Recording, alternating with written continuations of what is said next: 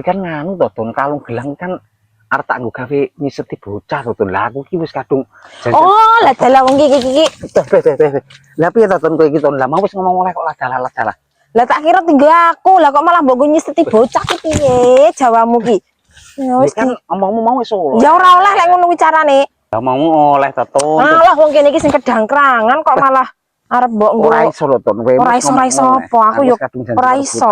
Aku ora setuju gagalno pokoke. Gak iso. Gagalno. Ora iso apa lah kok penak men sing kene sing kedangkrangan kaya ngene bener ladang tuku cincin ora iso Ton. Milih ora iso kok malah mbok dol nyiseti wong. Ora iso omongmu kowe wis kadung ngomong oleh kok iki aku panggah arep Ora oleh. Ora iso ya ora iso gagal. Wis ora iso Ton. Gagal pokoke. Panggah arep tak keke Ton. Alah. Pokoke ladang panggah tak kekne Ton. Gagal. Wis ora iso Ton. Ora iso apa kene iki sing kedangkrangan. Ora iso Ton. Gagal nih.